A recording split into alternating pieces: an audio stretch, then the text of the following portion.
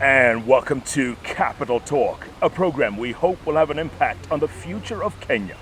And now more than ever, I'm Jeff Koinange. Now all this week, if you've been watching Capital Talk, you know it's all about Mo Faya, the critically acclaimed musical that's just come back from a hit run in New York, written by Eric Wainaina, directed by John C.B. Okumu, starring a whole host of artists, young and young at heart, veterans and newcomers.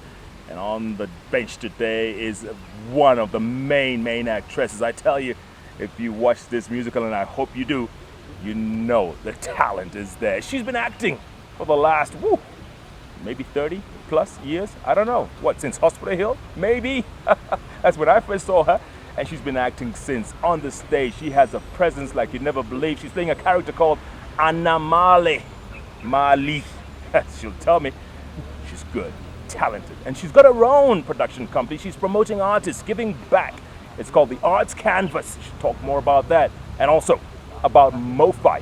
On the bench today, a woman I used to know as Louise changed it to Mumbi Kaigwa. Yes, I did. You did? Yes, I did. I had to put that out there. Oh, that's okay. Does anybody call you Louise? No. I mean, I have to say that because you do, it just kind of dates you and it says how long you've known me for. Yeah, but it just takes you back to Hospital Hill, doesn't absolutely. Absolutely. Where all the acting started. Yes. Right? Yes. That's where we all were honed, sort of. I think so. I think very many people will tell you that their primary school years, their high school years, that's where it happened. Yeah. And then, there was the parent who said, get the real job. I just wasn't listening. But obviously, Mombi, you enjoy what you do. You can tell when we see you on stage, you have that presence. And Anamali is one of those characters, isn't it? Yeah, she's fabulous Tell to us about play. her. I enjoy playing her, Yeah. I have to say. Yeah. I don't think I've ever played I don't want to call her nasty. I don't think I've ever played a villain. And I think I can see why it is some people just can't get away from playing villains because it's just so delicious. You can put your whole being into just building this complex character because you want to love her, but you know that she's evil and pretty much like all the people who we know who are villainous, it's not like two-dimensional. I hope that when people see it, and actually it's in the writing. She's allowed to, within the writing and the way that the character is built, she's allowed to be playful and happy and complicated, and then quite sort of like venal. Yeah, so I love being able to play with that. That's talent. And I'm at a place in my career where having something complicated to do is definitely the pull. It brings out the whole talent in you, right? Because you bring all of your experiences to bear, and you bring yours. There are elements of me in it, and there are elements that are completely devised or taken from other characters that I've played, or people who I've met, or people who are in my family. And it's delicious to be able to just sort of like simmer that, to take that dish that's been simmering for a long time and just present it to an audience and have them love, hate. Yeah. The thing that was really interesting about our experience in the US, I have to say, is that sometimes I would come outside and people traveled from all over the place to see us. And you'd meet people who would be hesitant about shaking my hand. They'd be like, you were too convincing. I'm not sure about you. Which was kind of, it's a great compliment, isn't it? Absolutely. Yeah. Of all the roles you played, Mombi, and you've played roles throughout the last, 20, 30 years, various roles, a lot of roles. How different is this one, or rather, how different is this production? Well, for one thing, I've never been in anything that ran for so long. And I think that it's a credit to Rainmaker, it's a credit to Safaricom, it's a credit to all of the people who have worked so hard for the last 8 years, believing in this show, because it's been in different guises over a long period of time, that we as actors are able to be on stage for 6 weeks in Nairobi, and prior to that for a month in the US. I think that allows so many more people to see us, but also for ourselves as artists. I think that is one of the biggest strengtheners of, just feeling that, yes, I'm doing the right thing. Yes, this is all worth it, because we get to go to work for 6 weeks. That's not bad. And that's not bad. Now, you are considered one of the veterans of Kenyan theatre, and you're working with a whole host of very young artists, up and coming, very talented. What's it like? Because obviously they must look up to you and say, you know what, we're in the presence of greatness. No, I hope they do. They had better. No, They had well, better. I don't know that, I think with talent, talent is a great equalizer. I think that one of the things that for me is great is to be able to be in the presence of people who, yes, may be just starting out on their careers or haven't had as many years experience as I have, but who are phenomenal singers. I mean, I wasn't a singer. This is my first singing role. And so for me, it's very it's very moving for me to be in a place where people are so gracious about my singing, because I know I'm not I'm not Atemi, I'm not Valerie. Yeah. But when we sing together or when we're in a space together, there's the talent, because it is what we're bringing. It makes us all in some way equal, and we're all putting everything we have out there. And there's nobody who feels that you're pulling more than the other. And I guess if you're not having to apologize for being who you are, and any of us, because I think that the team that's been created is full of some very, very talented and very hardworking artists. Yeah. I guess the next obvious question is, can you then take it to the next level? Can you see this on Broadway? I think the fact that we were in the US and people came to see us in a space that, yes, was off Broadway, but I think the very fact of being in the US, I'm not sure that being on Broadway yes, it will be much more different because the financing will be more significant possibly. But I think that, just being able to take a show abroad and to have you play to packed audiences every single night, and to have a festival increase your shows because they're having to turn people away, I think that says that we can do it. Yeah. And it says, more importantly, to us that we can do it. Because when you get so little support in your own backyard, it does make you feel that, maybe we're just playing at this. And then to go there and then to have this, people coming from Canada, people coming from Atlanta, and America's huge, and people were flying out to come and see us. And have them say that, yes, you match all of our expectations. That, I think, was a real serious ego boost. Yeah.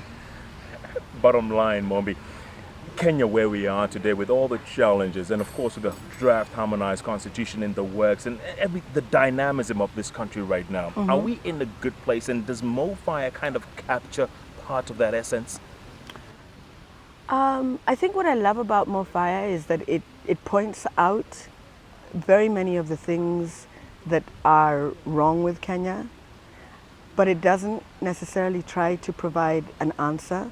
And I think that as artists, we must never try to provide answers. All we can do is shine a spotlight on the question and allow people in the audience, people who are policymakers, people who have a vision to shift this country to the next stage, to search their souls.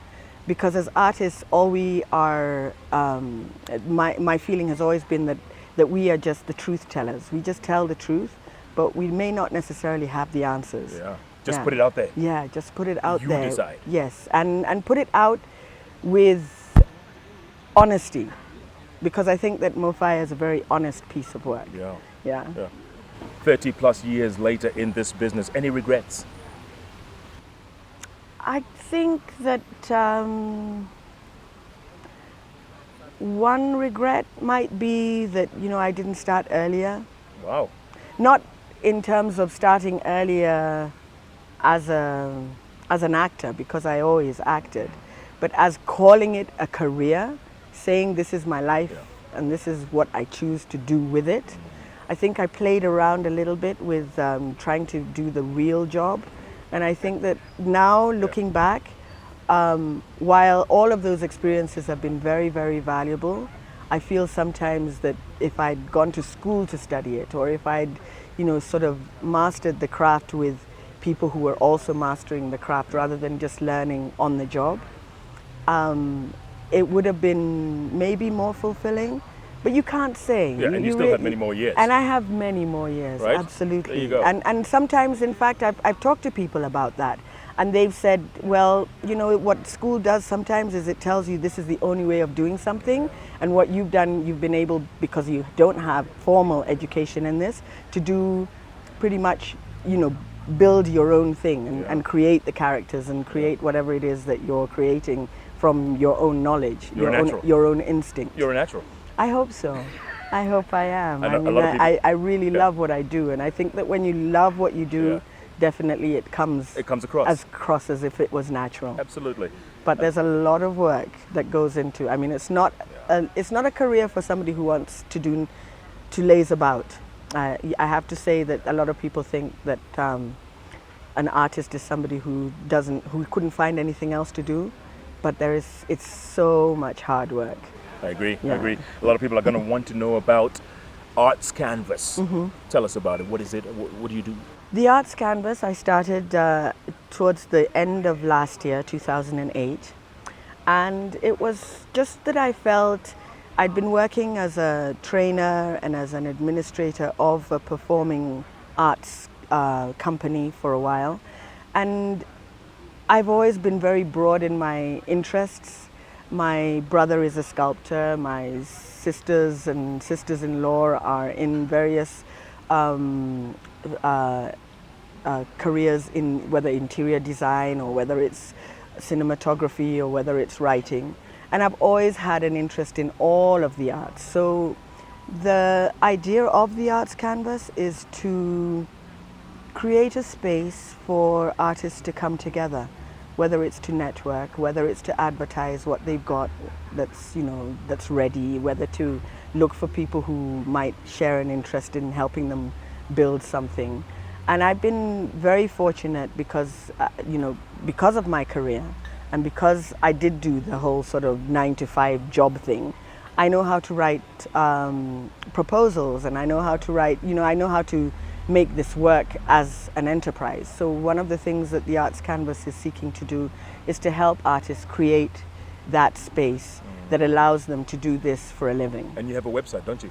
I have a website. It's called theartscanvas.com, which will be up and running towards the first few months of 2010. Yeah, well done. Which is a great year to be up and running, because 2010. Oh, it's such a lovely number.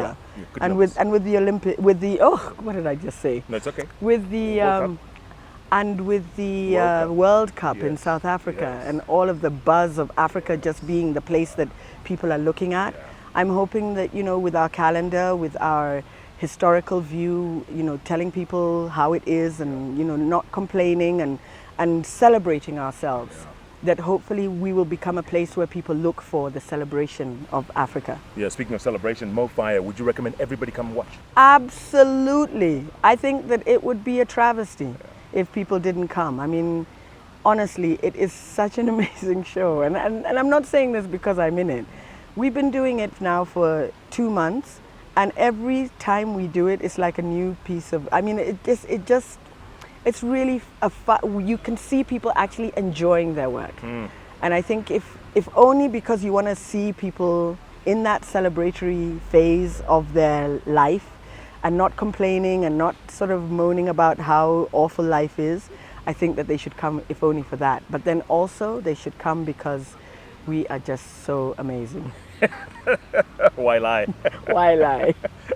Mumbi Kaigwa. Yes. I promise I'll never call you Louise again. Oops, I just did. Oh, you're awful. You're terrible. Congratulations. Thank you. Keep doing it. Thank you. Keep at it. Well done. Mumbi Kaigwa. I love what she said, shining a spotlight on the question. Wow. Wise words from a woman who's been in this business for the last 3 decades plus and still loving it and still learning. That's what it's all about. This is what we mean when we talk about the future of Kenya. Mo Faya, don't take my word. Go see it for yourself. Plenty more back in a moment. In fact, we have the man behind Mo Faya coming up after the break. Don't even think of going away. Capital Talk is back in a moment.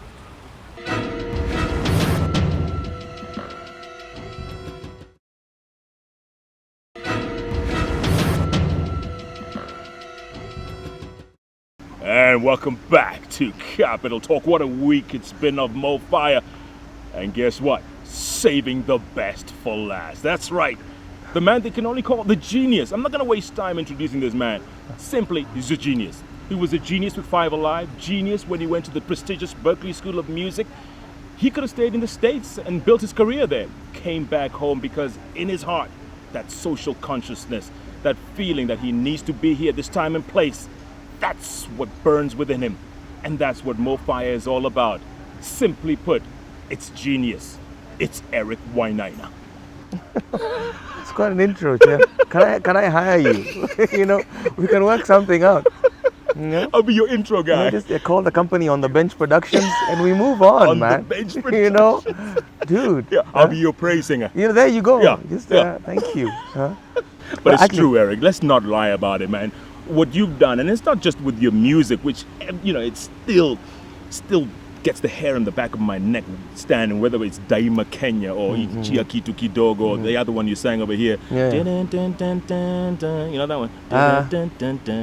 Oh, the other two songs There from you my go. dad. Yeah. I mean, it's genius. Thank you. And now Thank you. Mo Faya. And now Mo Faya. But before we start, Jeff, I actually want to mention something. I was thinking about it the other day about sort of influences that I've had in my life. Yes. And one of the influences that I haven't mentioned is you. Oh, come on. No, seriously. It's only a matter of time. The 1984. play you wrote. I always think about the sort of seminal moments in our life. And when I was making the speech at the gala the other day that you were there at, I saw you in the second row, and I was there like, you know what? I actually should have acknowledged the role that Jeff has played in my life. You don't know, but when you wrote that play, and it was the first time I think St. Mary's had won at the national level. Correct. Yeah. I'm not even sure whether it's ever happened since. Right. You wrote this play, and then you came and performed it for the school.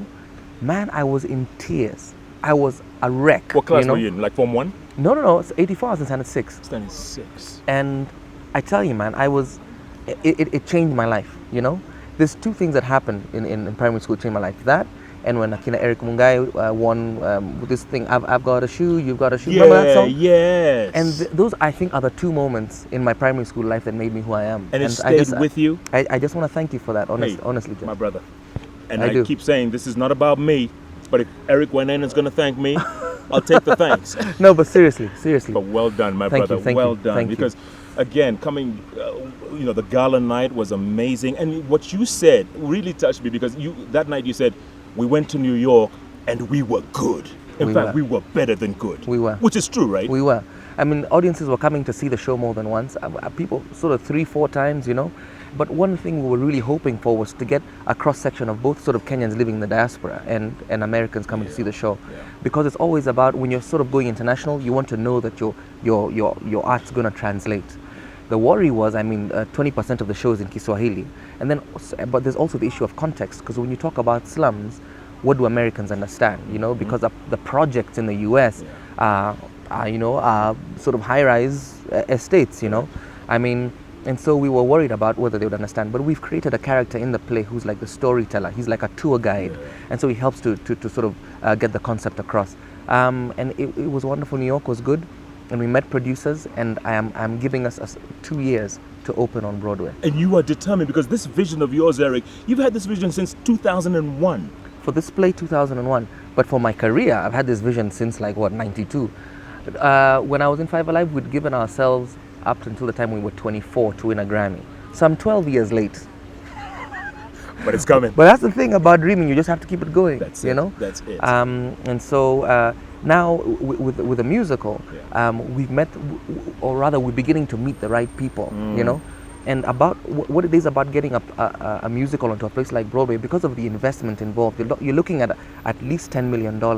It's close to like a billy. It's like close to $1 billion shillings, you know, is the group of people who will come together to make that possible. Because not only one, you won't ever find one single investor who's going to pay for it, you know. You'll find a pool of investors who'll say, we believe in this thing and we believe we will recoup our investment. Because if a play runs for only a year on Broadway, playing to 1,000 people a night, you know, then you make your money back.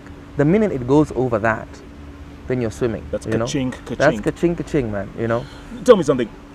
A lot of people don't know this. You actually auditioned for the musical Fela. I did. As in Fela Kuti. Fela Kuti himself. You know. How did it go? It went really well. The audition was amazing. I flew to London to audition, and I was auditioning in front of the director, who's also the writer. And they loved my audition, but they said you're just too nice for the role, you know. So I don't know, maybe I should be a bit bad, you know. And so you can be bad. You never know, you know. So what ended up happening was that it's funny how sort of things sort of come together, because the audition itself, even though I didn't get the role, in New York when I went to see the play, which has just started on Broadway, right? Which just started on Broadway. I was standing in the lobby, and this wonderful couple comes up to me, this very humble couple, and they're like, "Hi, you're Eric Wainaina. We know you because you auditioned for this thing," and we got into a conversation, and they end up being the people who are the producers for Fela. This is a couple who have invested among them and their friends $11 million, you know? Wow. Just regular people, you know? Yeah. And suddenly, because I'd done this audition in London, they knew who I was, and they knew I had a play in town. And they're like, you know what, it's only because we've got Fela sort of happening right now, but December 1st, you send us your material and let's begin to talk, you know? And so I'm thrilled, and I'm hoping that Fela does well, because they have gone out of their way to take a play of African origin, you know, or with African content, and present it to a US audience. Yes. And so I'm hoping that the investment pays off, because it's what's going to sort of trailblaze for us. Yeah. Like you said, everything happens for a reason, Eric. And you're using Fela as like the litmus test. I mean, if Fela can make it, Mo Faya. You know what? I believe that even Fela doesn't make it, Mo Faya will.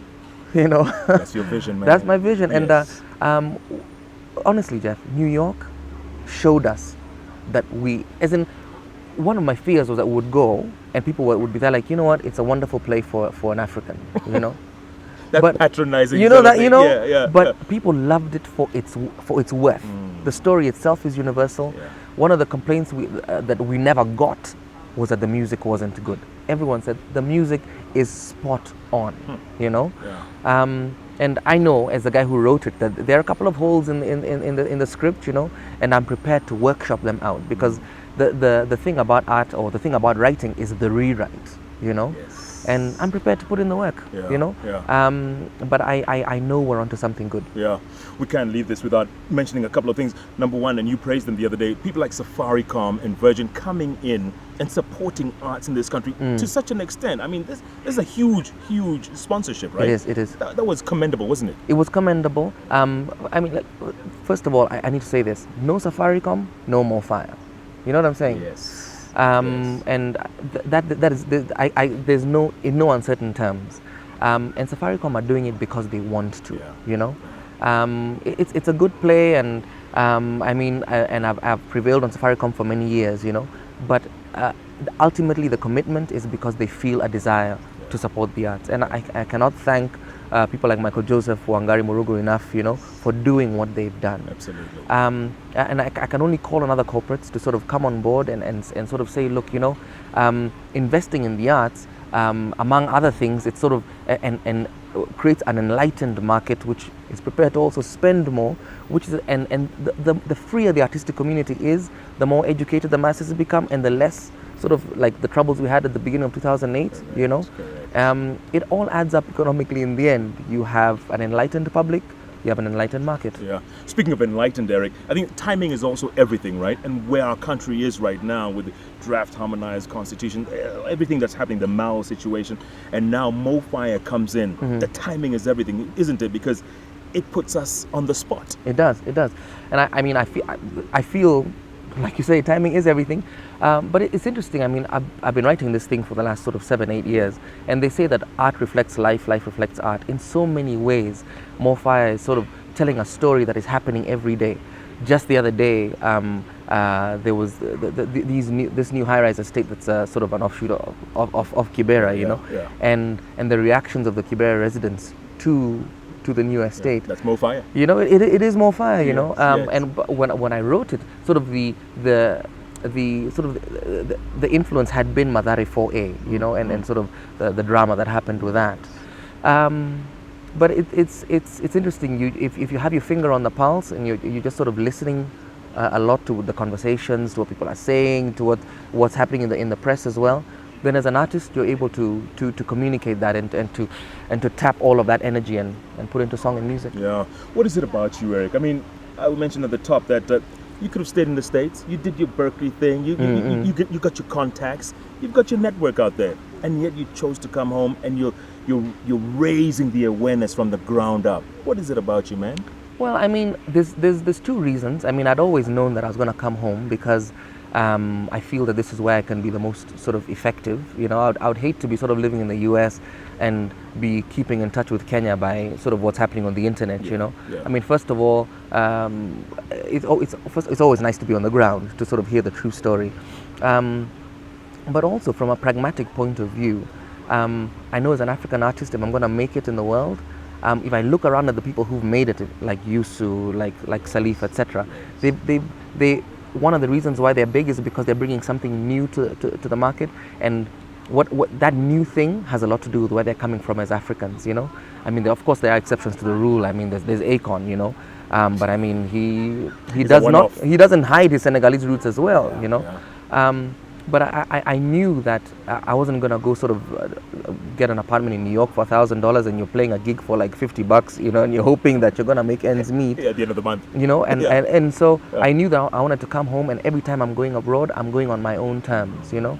And it's I think it has paid off. I mean, the first time I've ever been in a play in New York is a play that I've written, you know, and it's cool. What are the chances? Are you going to take this to Broadway, Eric? I will. 700 and change days. 700 and change days, like 710 now. And just let people know, it's pretty much, I was counting 2 years, a 2-year countdown. But I know that's going to happen, but what I really would like to happen is for the play to run in Kenya for an extended period of time, and for plays like it to be running in Kenya. Because ultimately, you know, I mean, Broadway will be nice for the international audience, for the money, you know, but this is a story about us, you know. And so, first of all, we're at the go down until just before Christmas. And but the thing is this, even if we play to full houses, we'll only play to about 10,000 people by the end of the run, you know. What is 10,000 people in Nairobi, let alone Kenya, you know? It's nothing. And so I'm hoping that someone will come and say, you know what, let's put this thing into Cameo, you know, or Odeon, you know, somewhere bang in the middle of town, and a 400-seater where it's not out of your way, you know, you're coming to see it because you walk past it every day. I've been doing surveys, because also with the music industry, River Road has been teaching us so much, you know. If you stand outside Cameo, honestly, you're looking at a couple of 10,000 people walking past that door every day. Odeon is probably double the number of people walking past that door every single day, you know. So if you have a good ticket price, 200 bob, 300 bob, people will come and see it and love it, you know. And I'm not the only playwright who's putting stuff out. Churchill, you know, is putting out plays, you know. 43rd Tribe. You know, and the thing is, one of the things I've been challenging theatre groups to do is to make stuff run for longer than a weekend, you know, because word of mouth is actually what makes people come see a play, you know. And so let 43rd Tribe be at a location in town where people can come and see it. It's there for a year, you know, and it is possible. It is possible. The market is huge. Yeah. It's possible that you could be a genius, you know that. Well, I learned from the best. Congrats, man. Thank you, And Jeff. Sheba says you're a great dad.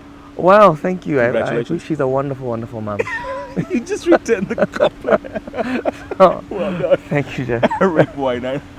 Genius. That's the bottom line. Don't take my word for it. Go see Mo Faya yourself. It's playing up until almost Christmas. Please go. We urge you. Eric urges you to change your life. This is what we mean when we talk about the future of Kenya, taking charge of your collective destinies. What a week it's been on Capital Talk. You cannot find these kinds of guests anywhere else. And Mo Faya has been an eye-opener. Hope you enjoyed as much as I did. Eric Wainaina, man going places. He's on Broadway in 2 years' time. Let's hold him to that. Knowing him, he's heading there. What a guest, what a show. What a week it's been on Capital Talk. Wow. It's on the award-winning station, K24. Where as always, we are, even in Mo Faya, all Kenyan. All the time. All the time. Thank you, Jeff.